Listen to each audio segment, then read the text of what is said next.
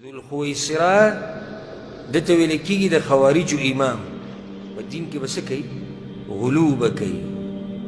او دا د خوارجو غټه نښه ده او کم عالم چې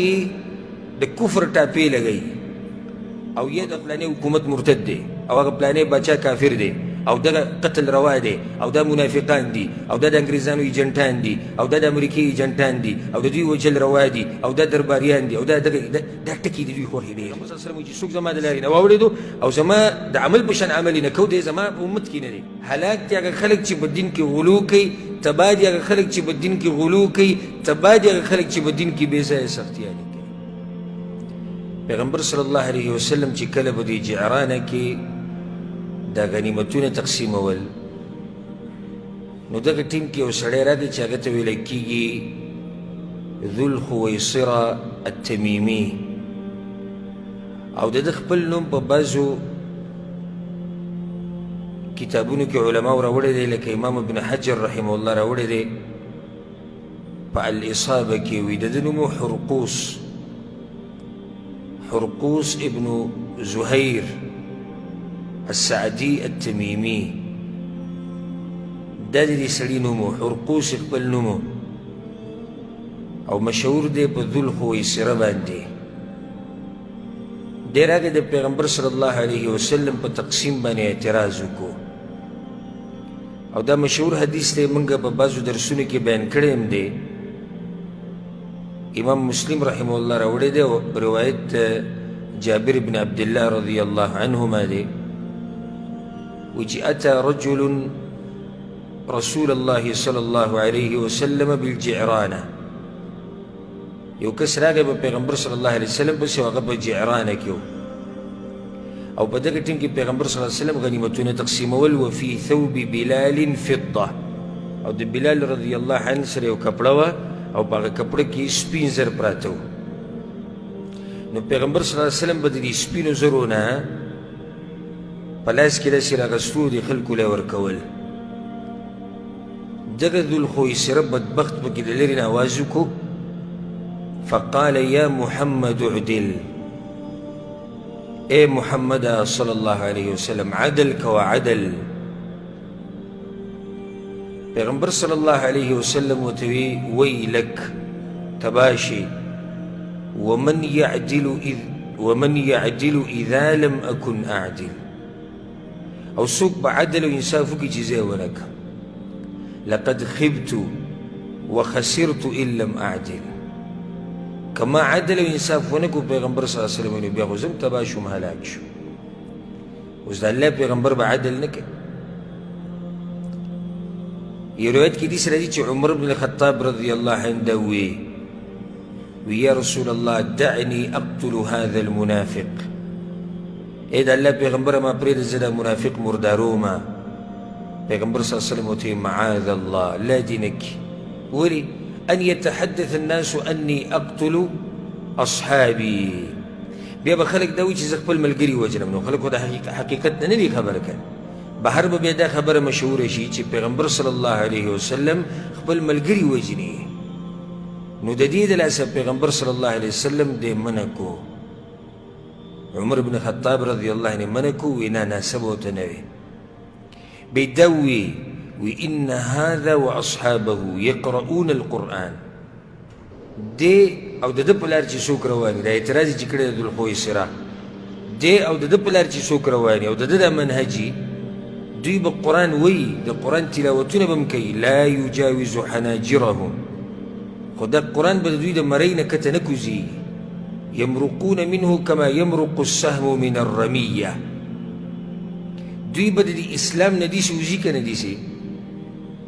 لکه څنګه چې یو سړی غشی راوالي غشی او دا غشی په لینده کې کیږدي او خپله یو نښه پې ولي نو دا غشی خو تیز رواني که رو رواني ډېر تیز رواني دومره تیز کله رواني چې هغه کومه نښه چې ستا ده په هغه نښه کې ورننوځي او د هغې نه وځي یعنی دومره تیز دا غشی دی چې په نښه کې ورننوتو او بیا ترې ووتو دومره تادۍ کې به دوی د اسلام نه وځي ځکه یو روایت کې داسې راځي امام احمد بن حنبل رحمه الله راوړی او په یې کې ډېر ښکلی تفصیل دی پیغمبر صلی الله علیه وسلم وایي لا دعو مې وجنئ پرېږدئ فإنه سيكون له شیعة د ده به ملګري پیدا کېږي یتعمقون فی الدین هغوی به په دین کې غلو کوي دا د خوارجو امام دی ذوالخویسرا ده ته ویل کېږي د خوارجو امام او د چا چې دا منهجي د خوارجو افکار لري نو دا د هغوی امام دی پیغمبر صلی الله علیه وسلم دې ځای کې د خوارجو یو نښه ذکر کړه ګوره یتعمقون فی الدین په دین کې به څه کوي غلو به کوي او دا د خوارجو غټه نښه ده تر دې چې پیغمبر صلی الله علیه وسلم صحابه کرامو ته دا ویلي دي وی تاسو به خپل منځونه د هغوی د منځونو په مخ کې سپک ګڼئ یعنی د خوارج به دومره ښایسته منځونه کوي او دومره اوږده منځونه به کوي چې صحابه کرام څومره اوچت خلک دي دوی ته به خپل منځونه سپک ښکاري او دا درته فایده ذکر کړم چې د خروج د ذهن د انسان هله جوړیږي چې کله په دین کې ورننوځي دومره چې د الله د شریعت چې کوم حدود دي کومې پولې د هغې نه مو واوړي او زه بار بار تاسو ته دا خبره کوم چې د تقوا حدود دي ګورئ یا ایها الذین آمنوا لا تقدموا بین یدی الله ورسوله د الله او د الله د رسول نه به نه مخکې کېږي اوس تقوا دا ده روژه نیوه تقوا ده که نه ده تاسو وایئ تقوا ده روژې نیوه څه دي تقوا دي خو چې اوس یو سړی راولګي او روزانه روژه نیسي نو دی د پیغمبر خلاف دی او دې ته تقوا نه ویلی کېږي د شپې مونځ کول تقوا ده که نه ده تقوا ده خو چې یو سړی راولګي ټوله شپه مونځونه کوي او نه وده کېږي نو دی د پیغمبر د طریقې خلاف دی فمن رغب عن سنتي فليس مني پیغمبر صلی الله علیه وسلم وایي چې څوک زما د لارې نه واوړېدو او زما د عمل په شان عمل یې نه کو دی زما په امت کې نه دی نو د تقوا هم حدود دي تقوا خو معنی دا نه دی چې ته ورننوځه په دین کې چې څه دې زړه غواړي هغه کوه نه د تقوا هم حدود دي د خوارجو د ذهن د انسان ولې جوړېږي چې کله دی په دین کې غلو شروع کړي او حدیث کې څه راځي هلک المتنطعون هلك المتنطعون هلك المتنطعون هلاک دی هغه خلک چې په دین کې غلو کوي تباه دی هغه خلک چې په دین کې غلو کوي تباه دی هغه خلک چې په دین کې بې ځایه سختیانې کوي چې کله ستا دا فکر وکړه نو دوه خبرې ګوره دوه خبرې یادې کوي یو دا بس خلک دا دي د دوی د حرام ټکی ډېر خوښ دی او د بعضو کافر او مرتد او مشرک ټکی ډېر خوښ دی اوس کوم عالم چې دا وي دا حرام دي دا حرام دغه حرام هذا حرام هذا حرام یاره دا وي سم تقوادار عالم دي او کوم عالم چې د کفر ټاپې لګوي او یا د خروج منهج او نظریې او دا پلانې حکومت مرتد دی او هغه پلانې باچا کافر دی او دغه قتل روا دی او دا منافقان دي او دا د انګریزانو ایجنټان دي او دا د امریکې ایجنټان دي او د دوی وجل روا دي او دا درباریان دي او دا ټکي د دوی خوښې ډېر دا سخت الفاظ نه دي دی خوښې موږ وایو شریعت کې سختي شتي خو په مناسب ځای کې سختي پکار ده و دې ځای کې دوی هم سختي کوي یتعمقون فی الدین خوارج هم سختي کوي خو د دوی دا سختي بې ځایه سختي ده اوس دا د کوم ځای سختي ده چې ته رالګې او یو مسلمان د اسلام نه وباسي دا د کوم ځای سختي ده او دا د کوم ځای دینداري ده چې ته رالګې یو موحد ته مشرک وې یو سني ته بدعتي وې یا ته رالګې په ټولو اسلامي حکومتونو باندې د کفر ټاپې لګې یا ته رالګې د مسلمانانو په ملکونو کې امن خرابې دا څنګه دینداري ده نو دوی کې غټ صفت دا دی په خوارجو کې یتعمقون فی الدین دا فایده د سند د روایت د یاد کې امام احمد بن حنبل رحمه الله روایت راوړی دی او په دې کې دا لفظ دی یتعمقون فی الدین خوارج په دین کې بې ځایه سختیانې کوي یو شی حرام کو بل شی حرام کو دا کافر او دغه مرتد او دا منافق او دا وجن او دا قتل کو دا مردار کو دغه دوی الفاظ او دا خوخي دغه یو بل وجه دا دی حدیث کې ذکر ده یقرؤون القرآن قرآن بالولي قرآن خوی نو بله وجه یې څه ده چې دوی دا سختي کوي بې ځایه لا یجاوز حناجرهم قرآن وی خو په قرآن پوهېږي نه قرآن وی خو په قرآن باندې پوهېږي نه لکه مثال علي بن ابي طالب رضی الله عنه په زمانه کې چې کوم خوارج شو چې بیا عبدالله بن عباس رضی الله عنهما د هغوی مناظرې له ورغی نو هغوی دا خبره ډېره کوله ان الحکم الا لله ان الحکم الا لله دا خو ډېر خوندور آیت او دغه شان ده ان الحکم الا لله داسې ده هغه ورته ویې کلمة حق اريد بها باطل ظاهره کې دا خبره ستاسو حق ده خو مقصد هم باطل دی نیتونه هم خراب دي آیتونه پیش کوئ خو په آیتونو نه پوهېږئ قرآن پیش کوئ خو په قرآن نه پوهېږئ ومن لم يحكم بما انزل الله فاولئك هم الكافرون ټول خلک کافران دي نه د دې آیت وضاحت له راشه د دې آیت تفصیل له راشه د دې آیت تفسیر له راشه د صحابه کرامو اقوالو له راشه موږ به قرآن او حدیث منو په فهم د سلف صالحین نو خوارج ولې په دین کې بې ځایه سختي کوي ځکه چې دوی به په قرآن او په حدیث باندې نه پوهېږي بله یې وجه هم ده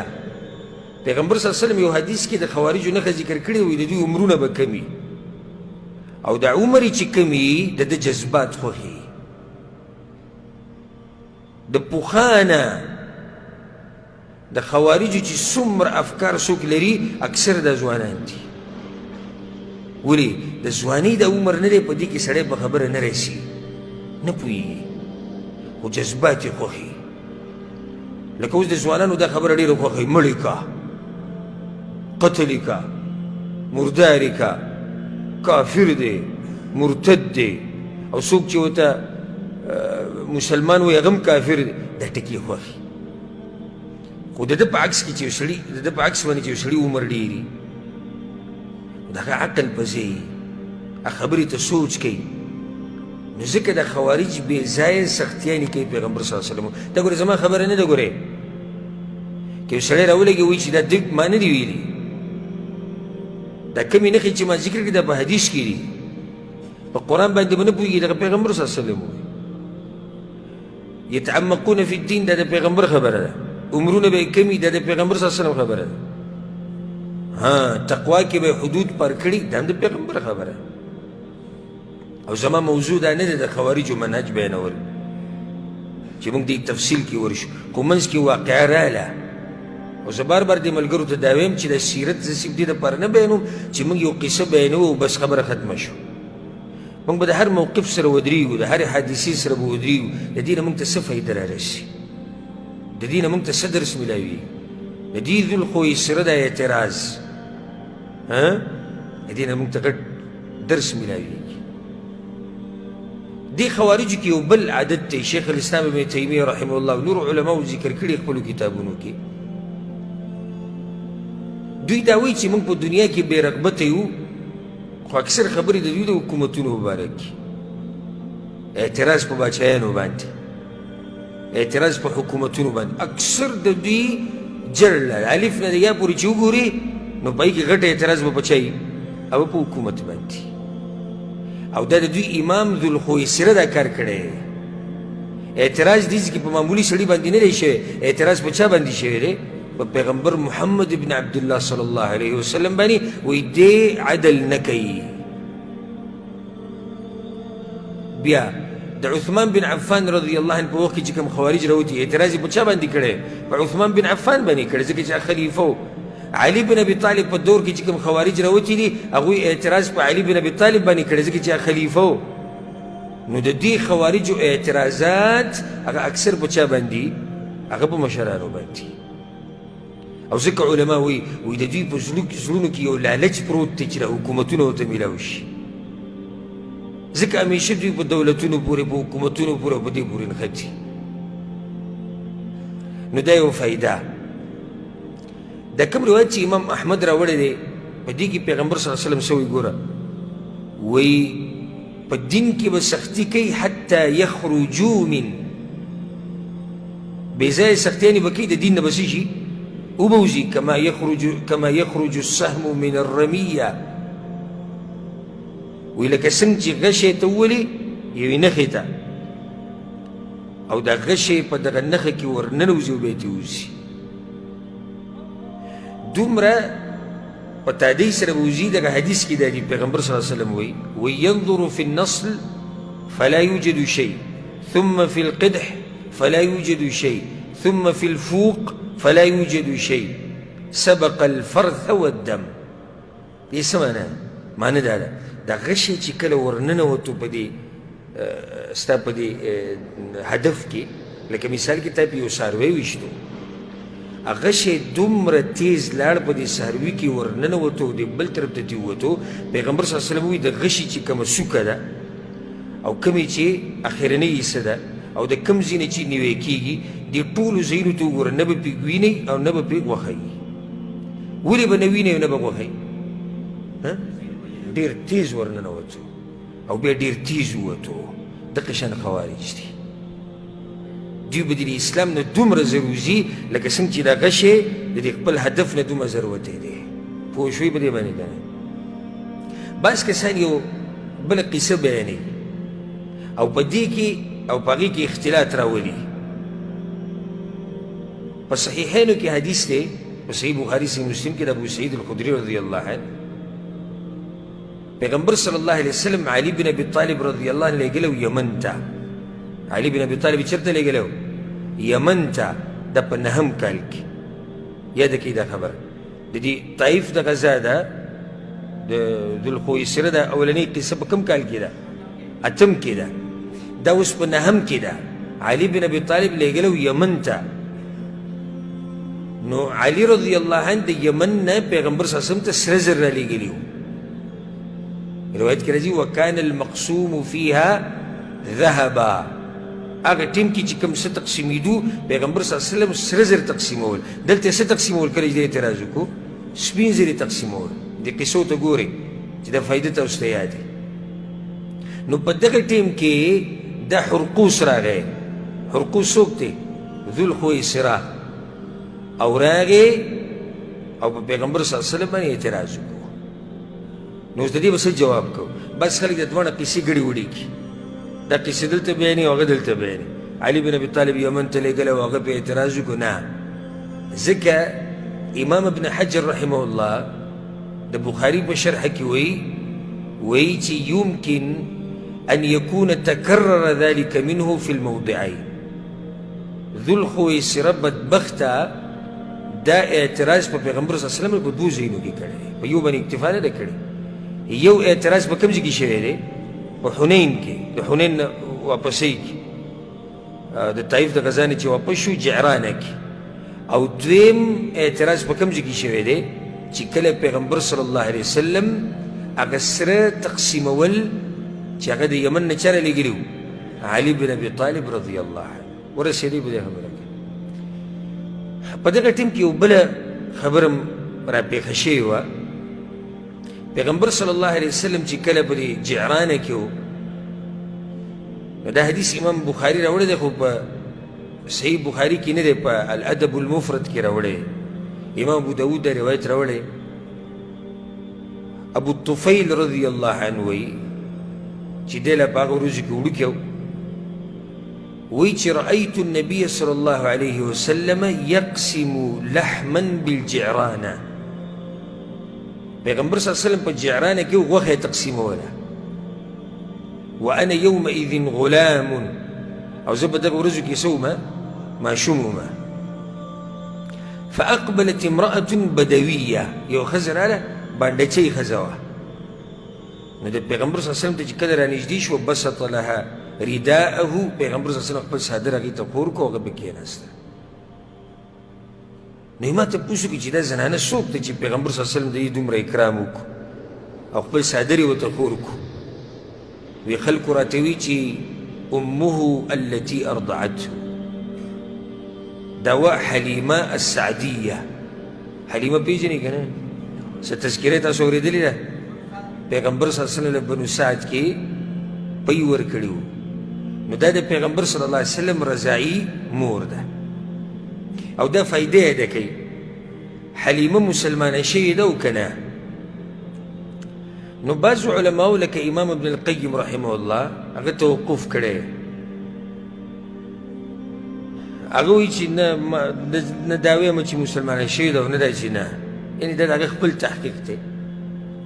خو اکثر محققین علما وایي چې حلیمه السعدیه رضی الله عنها دا مسلمانه شوې ده وروسته. والعلم عند الله. اگر که دا مسئله بعض علماء پکې توقف کړی دی، خو اکثر حفاظ دا حدیثو هغوی دا خبره بیان کړې ده چې دا مسلمانه شوې ده. والله اعلم.